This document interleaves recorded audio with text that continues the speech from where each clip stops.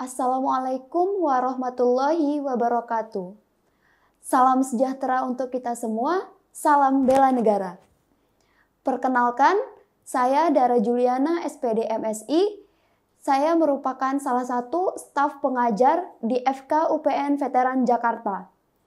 Hari ini saya akan memberikan kuliah mengenai materi protein dan pemeriksaan protein. Ada beberapa subbab yang akan dibahas pada perkuliahan hari ini, yaitu mengenai pengertian protein, komposisi protein, struktur dan klasifikasi dari protein, kemudian terakhir yaitu pemeriksaan kandungan protein dari suatu sampel. Untuk quotes of the day hari ini, yaitu don't judge each day by the harvest you reap, but by the seed that you plant. Artinya, jangan menilai suatu hari itu hanya berdasarkan dari hasil yang akan diperoleh, tapi nilailah dari proses yang dijalani untuk mencapai hasil tersebut. Nah, masuk ke materi pertama, yaitu pengertian protein.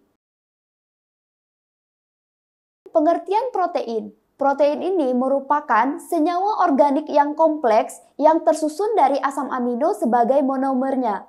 Nah, protein ini berasal dari bahasa Mesir yaitu proteus yang berarti yang paling utama. Dapat dilihat dari struktur asam aminonya sendiri, protein itu terdiri dari suatu atom karbon yang mengikat 4 gugus lainnya, yaitu gugus hidrogen, gugus amina ataupun NH2, gugus karboksil COOH, dan juga gugus R yang disebut dengan gugus residu. Gugus residu ini merupakan gugus sisa atau gugus substituen dari rantai samping yang membedakan antara satu asam amino dengan asam amino yang lainnya.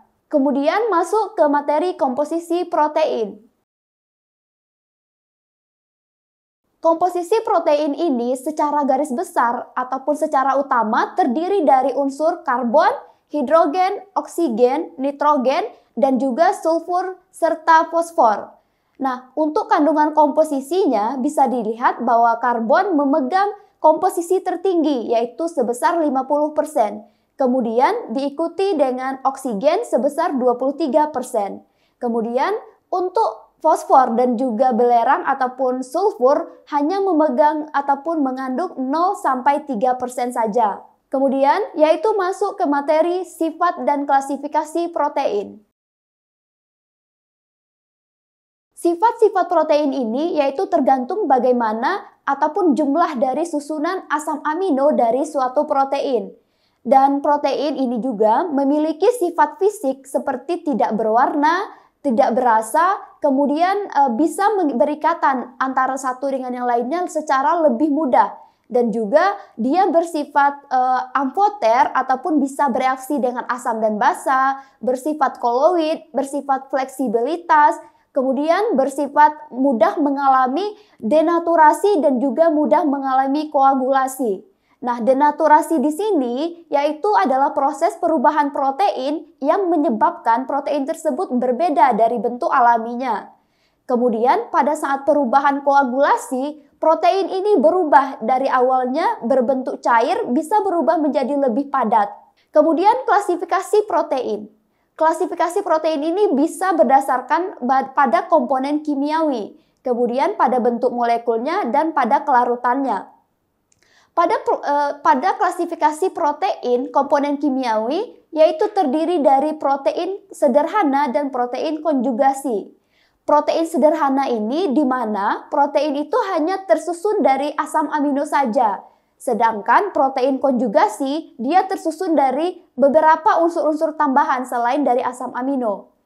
Kemudian berdasarkan bentuk molekulnya terdiri dari dua macam protein, yaitu fibrous protein dan juga globular protein.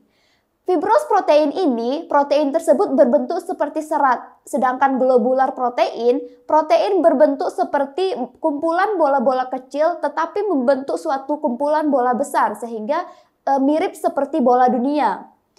Kemudian materi selanjutnya yaitu struktur protein. Struktur protein ini terbagi menjadi 3, yaitu struktur primer, struktur sekunder, dan struktur tersier. Struktur primer yaitu terdiri dari ikatan peptida yang menyebabkan terjadinya rantai lurus seperti pada gambar. Kemudian masuk ke struktur sekunder. Struktur sekunder ini yaitu adanya ikatan hidrogen yang menyebabkan asam amino bereaksi antara satu dengan yang lainnya sehingga bisa menyebabkan bentuknya lebih kompleks dibandingkan dengan struktur primer. Kemudian struktur sekunder yaitu bagaimana ikatan ataupun semuanya keseluruhan gabungan asam amino berubah menjadi lebih kompleks. Lebih kompleks ini artinya dia ikatan peptida yang terjadi di dalamnya lebih banyak.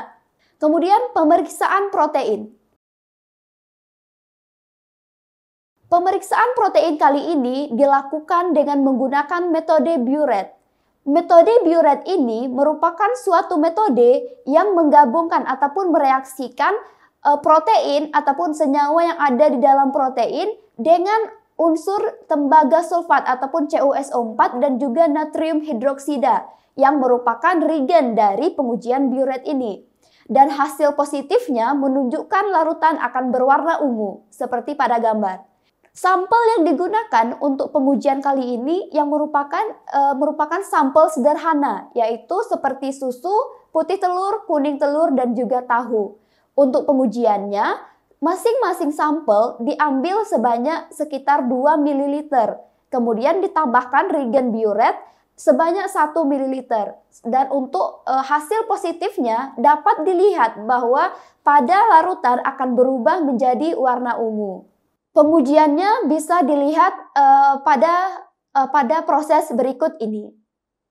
Adik-adik sekalian, setelah mendengar penjelasan mengenai materi perkuliahan protein tadi, berikut adalah proses praktikum ataupun prosedur praktikum untuk pengujian sampel yang mengandung protein. Alat dan bahan yang digunakan, alat-alatnya yaitu ada tabung reaksi, sekalian sama rak tabung reaksi, kemudian ada beberapa gelas kimia, dan juga ada pipet tetes. Kemudian bahan yang digunakan yaitu susu putih, kemudian putih telur,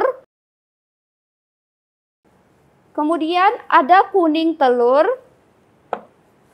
kemudian ada sampel tahu. Dan reagen Biuret yang digunakan yaitu merupakan reagen yang kandungannya adalah campuran dari tembaga sulfat CuSO4 dengan natrium hidroksida. Pengujiannya yaitu dimulai dengan menguji susu putih.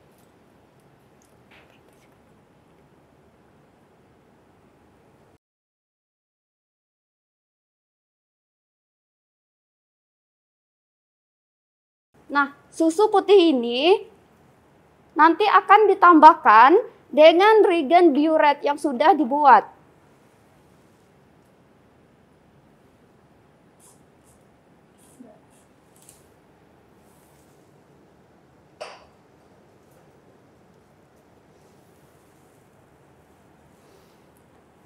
Reagen Biuret yang dimasukkan yaitu 1 ml.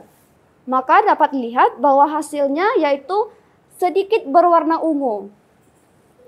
Kemudian sampel yang kedua yaitu putih telur. Sama perlakuannya dengan yang tadi, dimasukkan sampel yaitu sekitar 2 ml.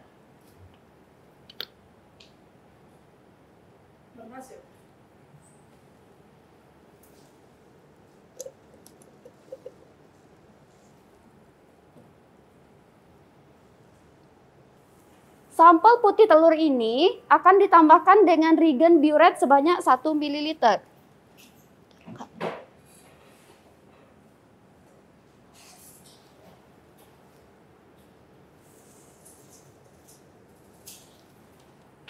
Nah, dapat dilihat pada sampel putih telur yaitu ada seperti violet ataupun berwarna ungu.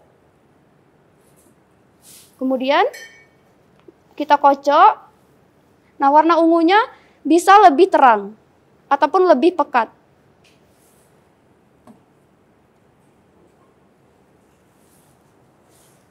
Selanjutnya, sampel yang ketiga yaitu kuning telur.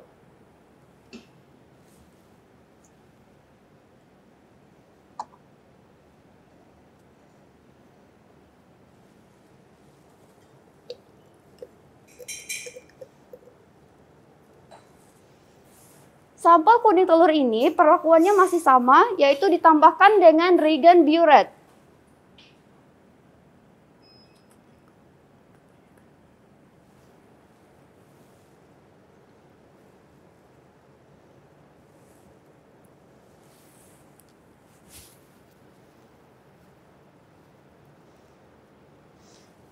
Setelah dikocok ataupun dihomogenkan, maka terlihat bahwa kuning telur juga memiliki warna ungu yang tersebar di dalam sampelnya.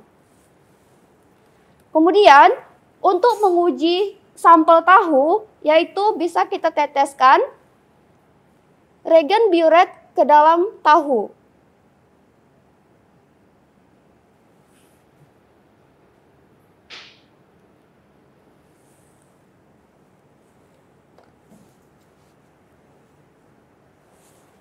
Untuk pengujian tahunya dapat diperoleh bahwa di bagian paling dasar bawah tahu ataupun saripati tahunya juga mengalami perubahan warna tetapi tidak terlalu pekat seperti sampel-sampel sebelumnya. Nah, berdasarkan pengujian yang sudah dilakukan, bahwa dapat dilihat bahwa semakin banyak ikatan peptida dari suatu sampel, dari sampel protein, maka berarti kandungan proteinnya semakin tinggi. Nah, ini dapat dilihat bahwa sampel yang memiliki warna ungu yang pekat yaitu pada putih telur. Kemudian diikuti pada warna susu putih yang warna ungunya tidak terlalu pekat. Kemudian pada kuning telur yang tersebar sedikit di permukaan kuning telur tersebut. Nah, berdasarkan kesimpulannya, berarti semakin pekat suatu sampel berubah menjadi warna lebih ungu ataupun ungunya lebih pekat, berarti itulah sampel yang mengandung banyak protein dibandingkan sampel-sampel yang lain. Nah, ini sejalan dengan pengujian dari metode biuret ini, yang mana akan menghasilkan kompleks berwarna ungu pekat apabila kandungan proteinnya lebih banyak. Baiklah, adik-adik sekalian, demikianlah praktikum tentang pengujian kandungan protein dari suatu sampel makanan yang diuji pada hari ini.